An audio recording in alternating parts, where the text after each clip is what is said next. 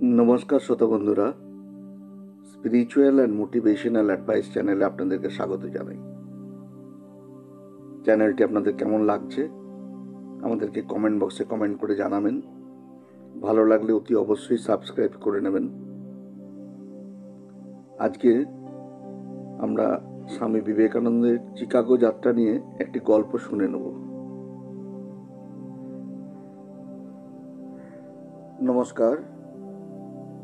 Swamiji Chicago ধর্ম মহাসভায় যে বক্তৃতা রেখেছিলেন সে বক্তৃতা আমরা অনেকেই শুনেছি, কিন্তু শিকাগো ধর্ম মহাসভায় যোগ দিতে গিয়ে উনি যে কষ্ট স্বীকার করেছিলেন আমরা সেই গল্প কিন্তু অনেকেই জানি না। আজকে আমি আপনাদেরকে সেই গল্পই শোনাব। কন্যাকুমারী থেকে রামনাথ হয়ে স্বামীজি গেলেন মাদ্রাজ শহরে। সেখানে তার অনেক ভক্ত ছিল। তাদের কাছে জানালেন যে তিনি শিকাগো ধর্ম মহাসভায় যোগ দিতে চান। স্বামীজির এই সংকল্পের কথা শুনে তারা খুব উৎসাহিত হলেন, বিশেষ করে যুবকেরা। এই তরুণ সন্ন্যাসীর মুখে ভারতের নবজাগরণের বাণী শুনে তারা খুব অনুপ্রাণিত হলেন। অবশেষে 1893 খ্রিস্টাব্দের 31শে মে বিবেকানন্দ বোম্বাই শহরে জাহাজে উঠে আমেরিকা যাত্রা করলেন। স্বামীজির শিষ্য ক্ষেত্রীর রাজা যাত্রার আয়োজন ও পোশাক পরিচ্ছদের ব্যবস্থা করে দিয়েছিলেন। বোম্বাই ছেড়ে জাহাজ চলল আমেরিকার দিকে। কলম্বো, সিঙ্গাপুর, হংকং হয়ে জাপান, সব জায়গা থেকেই স্বামীজি মাদ্রাজি শিষ্যদের উৎসাহ দিয়ে চিঠি লিখতেন। জাপান ছেড়ে জাহাজ 25শে জুলাই সন্ধ্যায় আমেরিকার পশ্চিম উপকূলে ভ্যাঙ্কুভার বন্দরে পৌঁছাল। সেখান থেকে স্বামীজি 30শে জুলাই শিকাগো পৌঁছান। কয়েকদিন বিশ্বমেলা দেখলেন। ওখানে শুনলেন ধর্ম মহাসভা শুরু হতে এখনো 2 মাস দেরি এবং প্রতিনিধি নেবার শেষ তারিখও পেরিয়ে গেছে।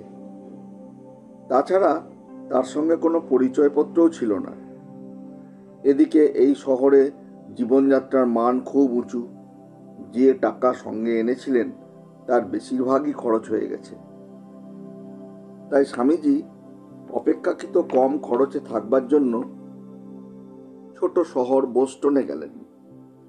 ট্রেনে আলাপ হলো এক মহিলার সঙ্গে।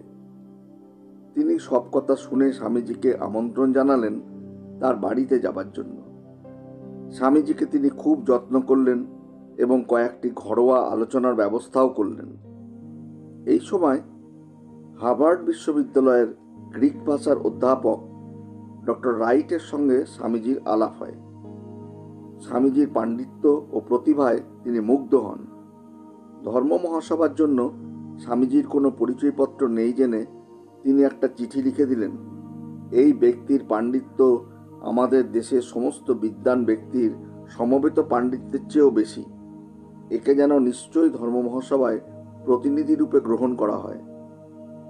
তারপরে শিকাগোয় কোথায় উঠতে হবে তার ঠিকানাও স্বামীজিকে দিয়ে দিলেন।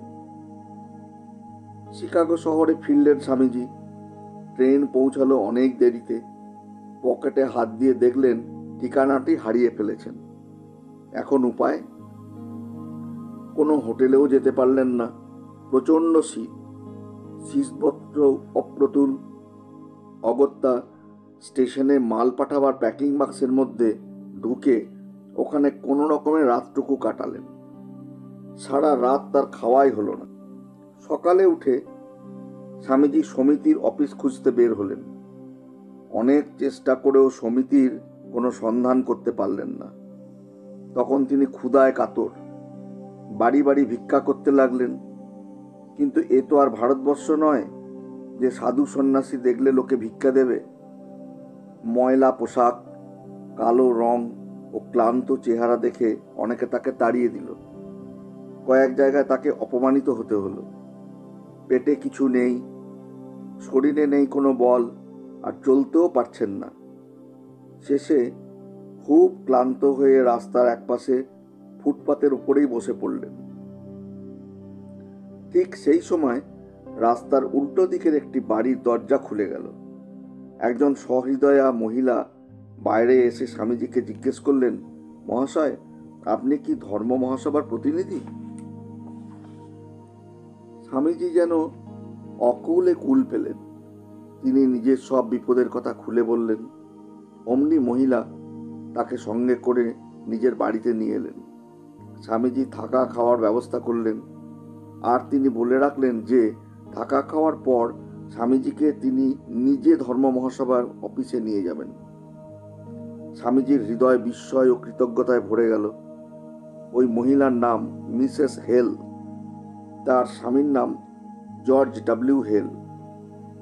সেদিন থেকে তারা দুজনে এবং তাদের মেয়েরা স্বামীজির নিকট আত্মীয়ে পরিণত হলেন। মিস্টার ও মিসেস হেল ছিলেন খুব ধর্মপ্রাণ, তাই স্বামীজি তাদের বলতেন ফাদার পোপ আর মাদার চার্চ।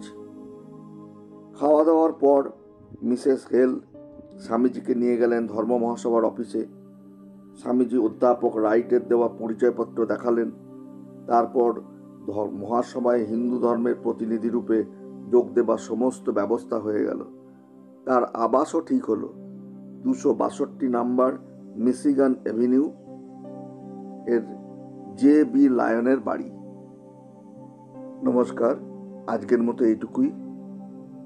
মহাপুরুষদের গল্প এবং তাদের উপদেশ কেমন লাগছে আপনাদের কমেন্ট বক্সে কমেন্ট করে আপনারা জানাবেন। এবং চ্যানেলটি যদি ভালো লাগে তাহলে সাবস্ক্রাইব বাটনটি প্রেস করে চ্যানেলটি সাবস্ক্রাইব করে নেবেন। আজকের মতো এইটুকুই, আবার খুব শীঘ্রই দেখা হবে।